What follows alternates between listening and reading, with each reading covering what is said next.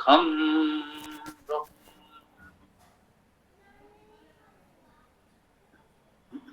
ओम यजुर्वेद अध्याय 2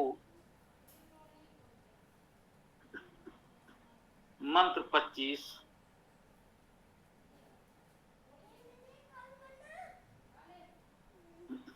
ओम दिव्य विष्णु अक्रंस्त जागतेन छंदसा ततो ने भक्तो यो अस्मान् देशयं च वयं दुष्मा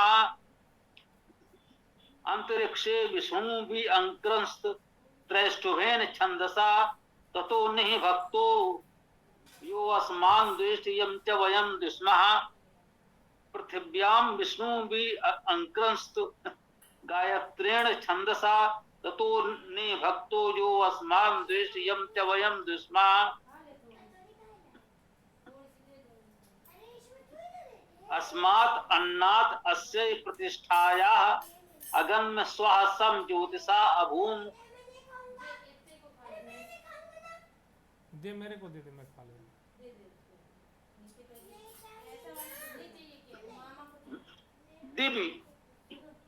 दिव्यता में सप्तमी एक वचन दिव शब्द है, इसमें वाह अस्वर है या हलंत है।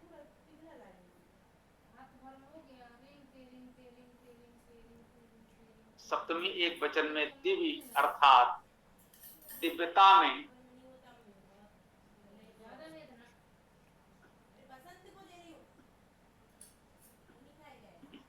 दिव अपने आप में धातु भी है और ये दिव शब्द में दिव धातु ही यथावत है, कोई प्रत्यय नहीं दिख रहा। ऐसा यदा कदा होता है जो मान लें कि प्रत्यय का लोप मान लिया जाता है। सामान्यतः धातु में कोई प्रत्यय जुड़कर ही शब्द बनता है। आ भी जुड़ता तो दिव हो जाता और दिवा या दिव्य रूप बन जाता। दिव धातु यथावत शब्द के रूप में प्रयुक्त हो गई और ई सप्तमी एक वचन विभक्ति है। तो दिव्य हुआ अर्थात दिव्यता में, प्रकाश में। दिव धातु के अनेक अर्थ हैं, प्रकाश करना आदि हम लोग जानते हैं, अनेक बार चर्चा हुई है, लिखा भी होगा इसमें। दिव्य दिव्यता में विष्णु, विष्णु का अर्थ व्यापक, ये भी हम लोग जानते हैं, विष्णु व्यापक धातु है। कूलर थोड़ी देर के लिए बंद कर दो। परमात्मा सर्वव्यापी है, इसलिए उसे विष्णु कहते हैं। यहाँ यह विष्णु उसी अर्थ में है, कोई और अर्थ यहाँ प्रतीत नहीं होता। वही विष्णु अर्थात सर्वव्यापी परमेश्वर, दिव्य अर्थात दिव्यता में भी अक्रंस्त भी विशेष उपसर्ग है, अक्रिया उपसर्ग है। यह क्रस्त प्रयोग थोड़ा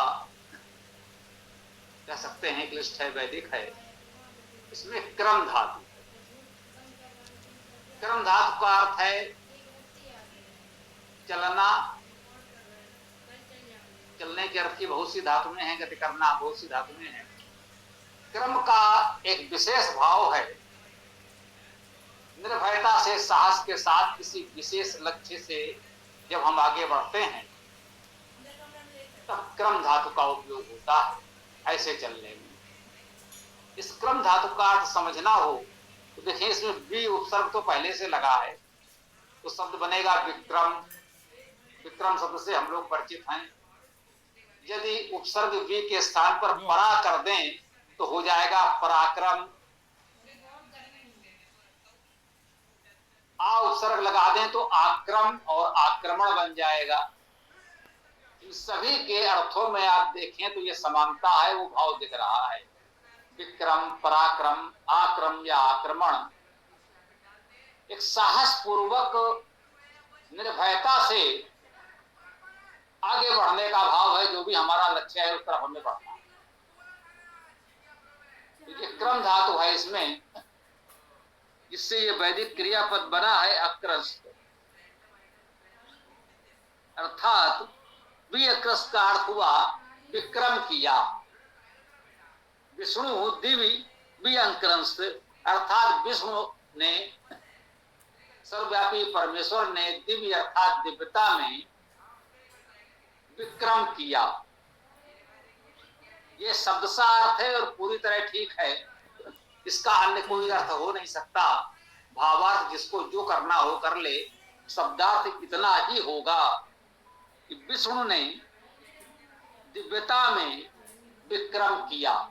शाब्दिक अर्थ इसको ध्यान रखिएगा, इतना ही होगा। जागतेन छंदसा, जागतेन छंदसा दोनों पदों में तृतीया एक वचन है।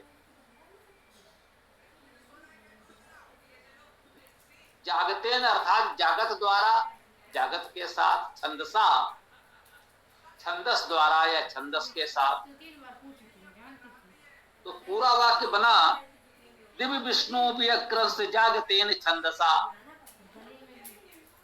विश्व अर्थात सर्वव्यापी परमेश्वर ने दिव्य अर्थात दिव्यता में, प्रकाश में मम्मी हल्ला ने मानला मत। जागतेन छंदसा, जागत छंद द्वारा या जागत छंद के साथ विक्रम किया। इस जागत छंद को जगती छंद कह सकते हैं। जो वेद के छंदों से इसको जोड़ेंगे तो वेद के जो 21 छंद हैं उनमें जगती छंद है, और बहुधा वेद में इस प्रकार के प्रयोग मिलते हैं। और वैदिक भाषा और संस्कृत, लौकिक संस्कृत भाषा के व्याकरण के जानकार भी समझते हैं इस प्रकार के प्रयोग प्रत्यय के साथ होते हैं। उसी अर्थ में इस प्रकार के प्रत्यय आ जाते हैं। तो जागतेन छंदसा आप कह सकते हैं जगती छंद के साथ, जगती छंद के द्वारा विष्णु सर्वव्यापक परमेश्वर ने दिव्यता में, दिव्यलोक में विक्रम किया। ततो निर्भक्तो यो अस्मान दुष्यम च वयम दुष्मः, ततो उससे निभक्तो, निभक्त हो गया। ये बड़ा अद्भुत प्रयोग है, थोड़ा अलग हटके है, समझने का प्रयास करें। निर्भक्तो, एक तो भक्त हैं वो निर्भक्त हो गए। अब वो संयोग से ये नहीं, उपसर्ग भी द्वयार्थी है, दोनों अर्थ देता। निश्चित निरंतर का अर्थ भी देता है, जिसे हम कहते हैं निर्देशक। तो निर्देशक में दिशा निर्देश देने वाला एक निश्चित निरंतर दिशा निर्देश देने वाला निर्देशक कहलाता है। नि से ही निश्चित निरंतर जैसे शब्द बन रहे हैं, उसी अर्थ में एक और अर्थ होता है गमन, जाना और निर्गमन, निकल जाना। इसमें भी बहुत अंतर नहीं पड़ा, ये दोनों के बीच की बात है। एक अर्थ होता है जिसे निःशुल्क शब्द आया था, उसमें भी यही है उपसर्ग, जिसमें कोई शुल्क है ही नहीं। तो एक तो कहें निश्चित निरंतर शुल्क, उसमें है कोई शुल्क है ही नहीं, उसे निःशुल्क कह दिया गया, नहीं शुल्क। तो ये नहीं उपसर्ग के ये दोनों प्रकार के अर्थ होते हैं, सकारात्मक और निषेधात्मक। अब यहां पर कौन सा अर्थ लें? वो कह रहे हैं कि विष्णु ने जो ये दिव्यता में विक्रम किया, उससे क्या हुआ? ततो अर्थात उससे निर्भक्तो, निर्भक्त हो गया। देखिए भक्त क्या है जिससे निर्भक्त हो गया? निर्भक्त से यहाँ निषेध वाला अर्थ आ रहा है, जैसे निःशुल्क शब्द में होता है, ऐसा हमें प्रतीत हो रहा है। व्याकरण से निश्चित निरंतर का अर्थ भी लेना चाहें तो ले सकते हैं, पर वो यहाँ उपयुक्त नहीं आएगा। भक्त का क्या अर्थ हो गया? भजन से युक्त। भक्त में भज धातु होगी, भज सेवायाम धातु है, सेवा करने के अर्थ में। तो भक्त का अर्थ हो गया सेवित, जिस सेवा करे और जिसकी सेवा की जाए उसे भक्त कह सकते हैं।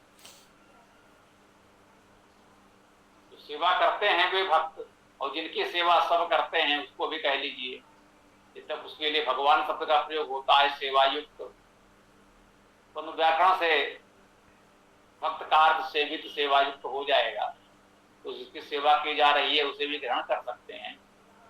तो कहते हैं निर्भक्तो वो निर्भक्त हो गया, सेवा से रहित हो गया। उस सर्वव्यापी परमेश्वर ने जब दिव्यता में विक्रम किया, पराक्रम किया, तो वो निर्भक्त हो गया, सेवा विहीन हो गया, सेवित हो गया। कौन? यो असमान द्वेष्टि, जो अर्थात जो असमान हमको द्वेष करता, जो हमको द्वेष करता है। असमान बहुवचन में है, यो एक वचन में है, द्वेष भी एक वचन में है। जो द्वेष करता है ये एक वचन में है, असमान हमको ये बहुवचन। जो ऐसा दुष्ट द्वेषी व्यक्ति है जो हम सबसे द्वेष करता है वो निर्भक्त हो गया। और कौन हो गया? यम चा वयम दुस्महा, यम जिसको ये एक वचन में है, जो हम सबसे द्वेष करता है तो उससे हम भी द्वेष करेंगे ही ना। तो यम जिसको, क्या वयम, क्या और वयम हम सब, ये भी बहुवचन में है, हम सब लोग, दुस्महा ये भी बहुवचन में है, द्वेष करते हैं। जो एक व्यक्ति हम सब वेद के साधकों उपासकों से द्वेष करता है और इस कारण से हम सब वेद के साधक उपासक उससे भी दूर रहना चाहते हैं। दुस्महा शब्द का प्रयोग हुआ है, द्वेष करते हैं। कहां तक हम सहनशील बने रहेंगे? कोई निरंतर हमसे द्वेष भाव से हमारे कार्य में विघ्न बाधा डालता रहेगा तो हमारे मन में भी द्वेष भाव उसके प्रति आएगा ही, कठोर भाव उसके प्रति आएगा ही। तो कह रहे हैं जो हमसे द्वेष करता है, हम जिससे द्वेष करते हैं, वह निर्भक्त हो गया। जब सर्वव्यापी विष्णु ने दिव्यता में विक्रम किया तो जो हम सबसे द्वेष करता है, जिससे हम सब द्वेष करते हैं, वह निर्भक्त हो गया, सेवित हो गया। आगे कहते हैं अंतरिक्षे विष्णु विअंक्रंस्त, विष्णु अर्थात सर्वव्यापी परमेश्वर ने अंतरिक्षे, अंतरिक्ष में अक्रस्त विक्रम किया, विअंक्रस्त यहां भी विक्रम किया। उसने दिव्यलोक में, दिव्यलोक में विक्रम किया, जो हमने आपको बताया था कि वेद में देवलोक कहते हैं, जो प्रकाशमान सूर्य चंद्र तारों आदि का क्षेत्र है, ये अनंत ब्रह्मांड, उसको दिवलोक कहा जाता है, क्योंकि प्रकाशमान आकाशीय खंड वहां हमको दिखते हैं, इसलिए उसे दिवलोक कहा जाता है। तो बोले इस दिवलोक में उस सर्वव्यापी परमेश्वर ने विक्रम किया।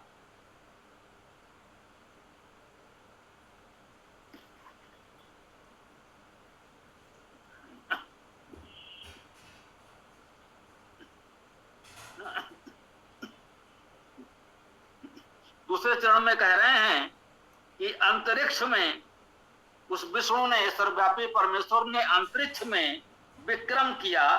त्रिष्टुभेन छंदसा, ये त्रिष्टुभ छंद से किया। पहले आया था जागतेन छंदसा, जगती छंद द्वारा, अब आया है त्रिष्टुभेन छंदसा, त्रिष्टुभ छंद द्वारा। परिणाम वही है, ततो निभक्तो जो अस्मान द्वेष यम च वयम दुस्महा। तो वह जो हम सबसे द्वेष करता है, जिससे हम द्वेष करते हैं, वह निर्भक्त हो गया, असेवित हो गया। दिव्यलोक में और अंतरिक्ष में विष्णु ने जब विक्रम किया, अच्छा, उसके पश्चात आता है पृथ्व्याम विष्णु विअंक्रंस्त। पृथ्व्याम, पृथ्वी पर विष्णु वो सर्वव्यापक परमेश्वर ने विअंक्रंस्त विक्रम किया। गायत्रेण छंदसा, गायत्री छंद द्वारा। ततो निर्भक्तो जो अस्मान द्वेषयम च वयम दुस्महा। पुनः कहा कि पृथ्वी पर विष्णु ने गायत्री छंद से विक्रम किया, तो जो हम सबसे द्वेष करता है, जिससे हम द्वेष करते हैं, वह निर्भक्तो असेवित हो गया। और अस्मात् अन्नात् अस्यै प्रतिष्ठाया अगन्म श्वासम ज्योतिषा अभूम। अस्मात् इससे, अन्नात अन्न से, इस अन्न से, अस्य इसके लिए, प्रतिष्ठा या प्रतिष्ठा का, देखिए कह रहे हैं अस्य इसके लिए, अस्मात् अन्नात् प्रतिष्ठाया, इस अन्न से और प्रतिष्ठा से, अगन्म गए प्राप्त किया। गम धातु से ही अगन बनता है, एक बार आ चुका है। स्व, स्व को प्राप्त किया। स्व में भी सु प्रसवे सु ऐश्वर्य सु प्रेरणे धातु होगी। स्व का अर्थ सृजन ऐश्वर्य प्रेरणा। उसने स्व को प्राप्त किया, सृजन ऐश्वर्य प्रेरणा को प्राप्त किया। सम ज्योतिषा भूम, सम उपसर्ग सम्यक रूप से, ज्योतिषा ज्योति के साथ, अभूम हो गया। इस प्रकार से अस्मात् अन्नात् से प्रतिष्ठाया, इसके लिए, इस अन्न से, इस प्रतिष्ठा के अन्न से उसने स्व को प्राप्त किया, सृजन ऐश्वर्य प्रेरणा को प्राप्त किया, और सम्यक ज्योति के साथ हो गया, वह ज्योतिमय हो गया, ज्योतिमान हो गया। यह उत्तम मंत्र यहाँ पूर्ण होता है। अब हम अपनी मंत्र व्याख्या को यहाँ विराम देते हैं। आप लोग अपने प्रश्न विचार रख सकते हैं। ओम।